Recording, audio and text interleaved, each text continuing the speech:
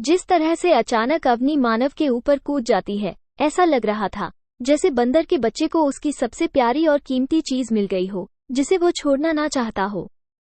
ठीक उसी तरह अपनी भी मानव से लिपटी हुई थी, जैसे उसे डर हो कि अगर उसने मानव पर से अपनी पकड़ ढीली की तो मानव कहीं गायब हो जाएगा।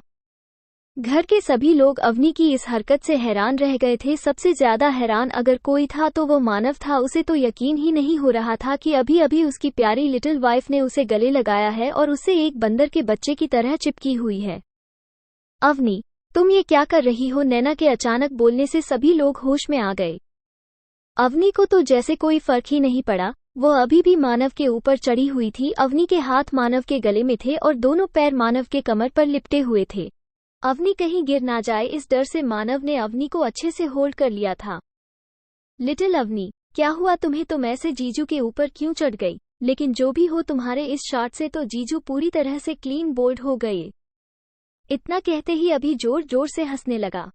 अभी अवनी का बड़ा भाई है। अवनी के 3 बड़े भाई हैं, अभी, राज और सबसे बड़ा भाई अर्जुन। तीनों भाई अपनी बहन से बहुत प्यार करते हैं। नीता जी, अवनी की माँ। लिटिल अवनी, मानव बेटा को छोड़ो, कब से वो ऐसे ही खड़ा है और तुम हो कि छोड़ने का नाम ही नहीं ले रही हो। अपनी तुम 2 साल की बच्ची नहीं हो जो ऐसे चिपकी हुई हो। क्या तुम्हें शर्म नहीं आती? नैना को इस वक्त अवनी पर बहुत गुस्सा आ रहा था। ऋषि, हाँ अवनी, नैना सही कह रही है, और ये क्या बचपना है? तुम ऐसे कैसे मानव को गले लगा सकती हो? ऋषि की इस बात को सुनकर मानव ने गुस्से से उसकी तरफ देखा, जैसे बोल रहा हो कि तुम्हारी हिम्मत भी कैसे हुई मेरी लिटिल वाइफ के ऊपर चिल्लाने की। मानव की गुस्से को देखकर तो ऋषि अंदर तक हिल गया और आगे उसने चुप रहने में ही अपनी भलाई समझी।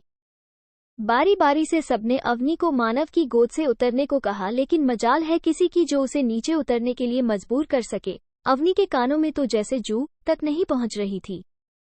बेचारा मानव शुरू से अंत तक वैसे ही खड़ा रहा जैसे कोई स्टैच्यू हो।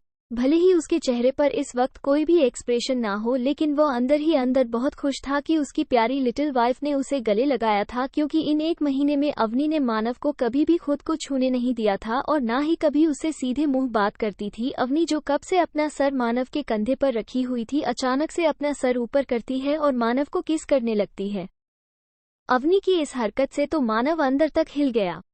सीटी बजाते हुए अभी ने कहा, well done my sister, I am proud of you. तुमने तो जीजू की इज्जत पर सबके सामने ही हाथ डाल दिया। अवनी के बोल्ड अवतार को देखकर सब शॉक थे। अवनी, तुम सबके सामने ऐसे कैसे कर सकती हो? मानव जी को कितना बुरा लग रहा होगा। अपना ना सही, मानव जी की इज्जत का तो ध्यान करो, नैना ने गुस्से से कहा। नैना की बात सुनकर अवनी ने मानव को किस करना छोड़ दिया और नैना को घूरने लगी। अवनी के साथ साथ मानव भी नैनो को गुस्से से घूरने लगा। घूरे भी क्यों ना, पहली बार उसकी लिटिल वाइफ ने उसे किस किया था और यह सब है कि उसे एंजॉय नहीं करने दे रहे हैं। मानव नैना को ऐसे घूर रहा था जैसे पता नहीं नैना ने उसकी कौन सी कीमती चीज चुरा ली हो। हब्बी, क्या तुम्हें ये किस अच्छी नहीं लगी? कोई बात नहीं, चलो फिर से अच्छी वाली किस करते हैं, अवनी ने मानव की तरफ देखते हुए पूछा। मानव कुछ बोल पाता उससे पहले ही अवनी ने फिर से उसे किस कर लिया। मानव बेचारा क्या ही बोलता, उसे तो उसकी प्यारी लिटिल वाइफ ने बोलने लायक ही नहीं छोड़ा था। मानव बेचारा अपने मन में ये सोच रहा था कि कहीं उसकी लिटिल वाइफ के अंदर सुबह सुबह कोई भूत तो नहीं चला गया जो यह ऐसी हरकत कर रही है। अवनी की हरकत देखकर ऋषि की मॉम ने तंज कसते हुए नेताजी से कहा, कैसी बेशर्म लड़की है आपकी। नेताजी, इसके आगे वो कुछ और बोलती है कि तभी अवनी की आवाज सभी के कानों में पड़ी, जो मानव से कह रही थी कि हब्बी आप कितने स्वादिष्ट हो, मन कर रहा है कि आपको पूरा खा जाऊं। फिर कुछ सोचकर आगे बोली, मुझे आपके 6 पैक ऐप देखने हैं। इतना कहते ही लिटिल अवनी ने मानव के शर्ट के बटन खोलना शुरू कर दिया। अवनी का ये बेशर्मी वाला अवतार देखकर ऋषि, नैना और उसकी माँ तो हैरान थे, लेकिन अवनी के घर वालों को तो पहले से ही पता था कि उनकी लिटिल अवनी बचपन से ही इतनी बेशर्म और बोल्ड है। उसे सिर्फ सुंदर और हैंडसम लोग ही पसंद आते हैं। अग्नि के अंदर यह बेशर्मी वाला गुण किसी और ने नहीं, उसके पिता ने ही कूट कूट कर भरा था, और अवनी के अंदर खासकर यह बात तो उसके पिता ने बैठा दी थी कि सुंदर और हैंडसम आदमी को हमेशा अपने पास रखना चाहिए।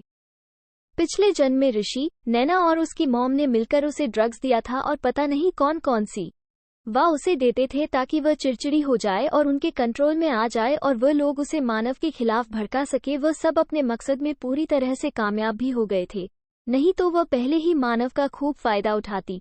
लेकिन इस जन्म में तो वह बिल्कुल भी इनके जाल में नहीं फंसेगी और मानव की सुंदरता का भरपूर फायदा उठाएगी। यही सब अवनी अपने मन में सोच रही थी और फिर मानव से बोली, हब्बी चलो रूम में चलते हैं, देखो ना कैसे ये लोग तुम्हें घूर रहे हैं, मैं नहीं चाहती कि यह लोग तुम्हारी सुंदरता को नजर लगाएं।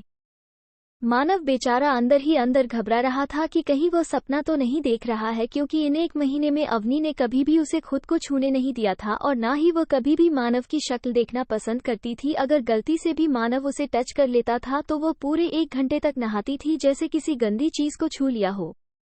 मानव भले ही एक गुस्सैल, घमंडी और हार्टलेस इंसान था, लेकिन वो अपने लिटिल वाइफ पर अपनी जान छिड़कता था, इसलिए उसे अवनी के बर्ताव से बहुत दुख होता था।